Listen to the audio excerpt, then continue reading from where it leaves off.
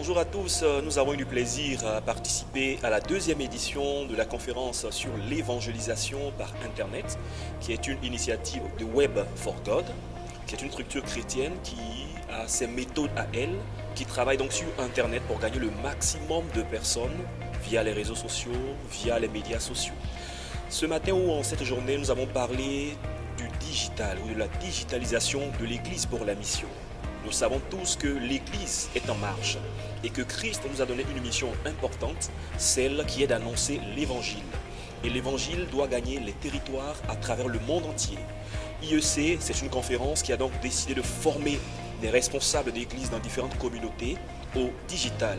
Donc, comment parvenir à la digitalisation de l'Église?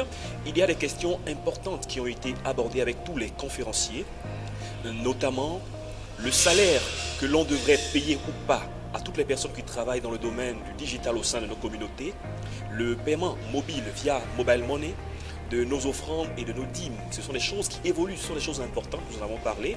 On a aussi le constat qui est parfois intéressant, mais parfois aussi c'est un dommage parce que à la faveur de la Bible électronique, beaucoup de fidèles chrétiens aujourd'hui n'ont plus de Bible physique, n'ont plus de Bible imprimée. Cette question a été aussi abordée.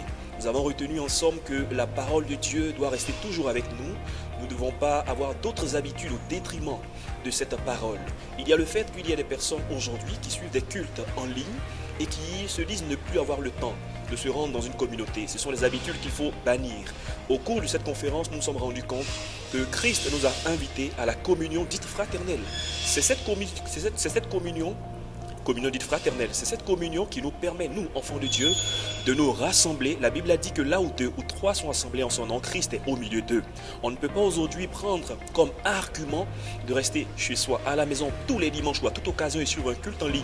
Ce culte en ligne est fait certainement pour décontrer des personnes qui n'ont pas le temps, des personnes qui, faute de leur travail, de leur distance à travers le monde, ne peuvent pas suivre des cultes avec nous.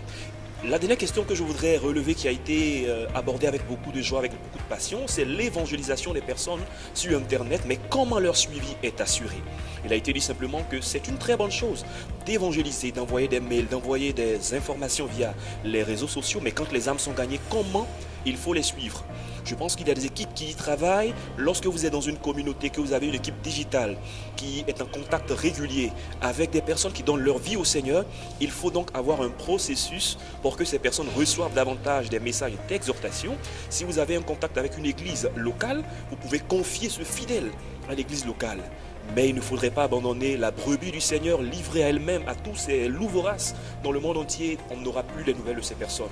Je voudrais donc terminer en disant que IEC, cette conférence sur la digitalisation ou sur l'évangélisation par Internet, est une conférence très enrichissante et j'avoue qu'elle nous a fait assez de bien. La mission de Christ est en avant, la moisson est grande, Jésus l'a dit, il y a peu d'ouvriers, je m'inscris comme un ouvrier et toi qui m'écoutes et toi qui me suis, Christ te veut comme un ouvrier pour sa gloire. Que Dieu nous bénisse. Amen.